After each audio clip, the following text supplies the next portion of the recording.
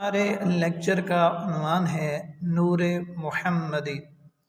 حضرت جابر بن عبداللہ رضی اللہ تعالی عنہ روایت فرماتے ہیں کہ میں نے نبی اکرم صلی اللہ علیہ وسلم سے گزارش کی، یا رسول اللہ، میرے ماں باپ آپ پر قربان ہوں، مجھے بتلا دیجئے کہ اللہ تعالیٰ نے تمام اشیاء سے پہلے کس چیز کو پیدا فرمایا؟ تو نبی اکرم صلی اللہ علیہ وسلم نے ارشاد فرمایا، اے جابر، اللہ تعالیٰ نے تمام اشیاء سے پہلے تیرے نبی کے نور کو اپنے نور سے پیدا فرمایا۔ محدثین کرام ارشاد فرماتے ہیں، اللہ تعالیٰ نے اپنے نور سے پیدا فرمایا، اس کا مطلب یہ ہے کہ اللہ نے اپنے نور سے فیض عطا کیا اپنے محبوب پیغمبر کے نور کو۔ تو محترم سامعین، اللہ تعالیٰ نے اپنی مشیت و ارادے سے اپنے محبوب پیغمبر کے نور کو تمام اشیاء سے پہلے پیدا فرمایا۔ نبی اکرم صلی اللہ علیہ وسلم نے ارشاد فرمایا کہ یہ نور پھر اللہ تعالیٰ کی مشیت کے مطابق یہ سیر و تفریح کرتا رہا جہاں پر اللہ تعالیٰ کا ارادہ تھا۔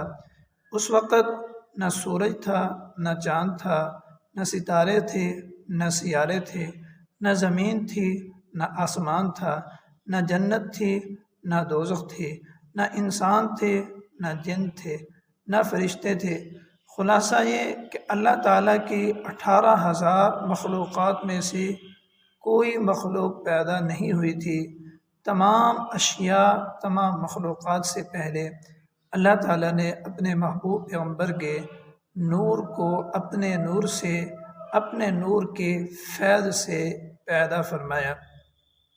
تو اس روایت مبارکہ سے ہمیں یہ علم حاصل ہوتا ہے کہ اللہ تعالیٰ نے اپنے نور کے فیض سے اپنے محبوب پیغمبر کے نور کو پیدا فرمایا تمام اشیاء، تمام مخلوقات سے پہلے۔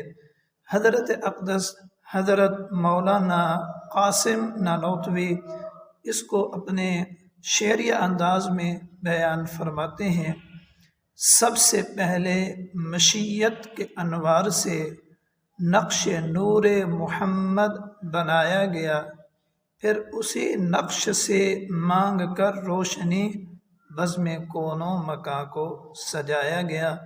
السلام علیکم ورحمۃ اللہ۔